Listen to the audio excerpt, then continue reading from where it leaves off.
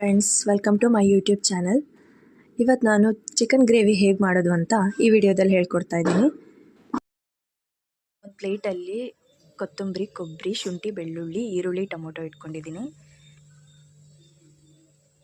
ಬಾಣಲೆಗೆ 1 table spoon ಎಣ್ಣೆ ಹಾಕಿ ಈರುಳ್ಳಿ ಟೊಮೊಟೊನ fry ಮಾಡ್ಕೊತಿದ್ದೀನಿ.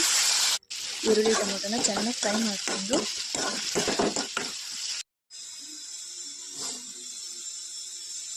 Fry ಮಾಡಿದಂತೆ ಈರುಳ್ಳಿ, ಟೊಮೊಟೊ, ಕೊಬ್ಬರಿ, ಕೊತ್ತಂಬರಿ, ಶುಂಠಿ, ಬೆಳ್ಳುಳ್ಳಿ ಇದನ್ನೆಲ್ಲ ನಾನು ರುಬ್ಕೊತಿದ್ದೀನಿ ಒಂದು ಜಾರ್ಗೆ ಹಾಕಿಬಿಟ್ಟು.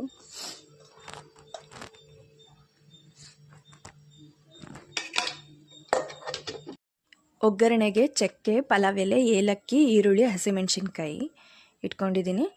ಈಗ ಇದನ್ನೆಲ್ಲ ಒಗ್ಗರಣೆಗೆ ಹಾಕ್ಕೊತೀನಿ.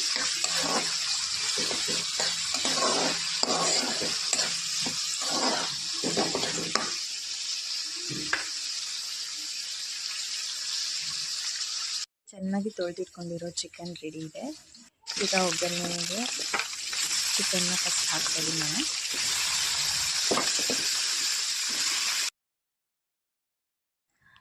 ಇಲ್ಲಿ ದಪ್ಪುಪ್ಪು ಮತ್ತು ಸ್ವಲ್ಪ ಅರಿಶಿನ ಹಾಕಿ ಚಿಕನ್ನ 1 to 5 ಮಿನಿಟ್ಸ್ ಕುದಿಯೋಕೆ ಬಿಡ್ತೀನಿ. ಚಿಕನ್ ಚೆನ್ನಾಗಿ ಕುದೀತಿದೆ. ಇವಾಗ 1 ಸ್ಪೂನು ಕೊರಿಯಾಂಡರ್ ಪೌಡರ್, ಧನಿಯಾ ಪುಡಿ, ಮತ್ತು 1 ಸ್ಪೂನ್ ಖಾರದ ಪುಡಿ, ಖಾರ ನಿಮಗೆ ಎಷ್ಟು ಬೇಕೋ ಅಷ್ಟು ನೋಡ್ಕೊಂಡು ಹಾಕ್ಕೊಳ್ಳಿ. ಮತ್ತು ತೇಜ ಚಿಕನ್ ಮಸಾಲ ಅಂತ ಸಿಗುತ್ತೆ, ಸೊ ಆ ತೇಜ ಚಿಕನ್ ಮಸಾಲ ಪೌಡ್ರನ್ನ ಹಾಕ್ತಾಯಿದ್ದೀನಿ. ಇದು ಮೂರು ಹಾಕಿ ಚೆನ್ನಾಗಿ ಮಿಕ್ಸ್ ಮಾಡ್ತಿದ್ದೀನಿ.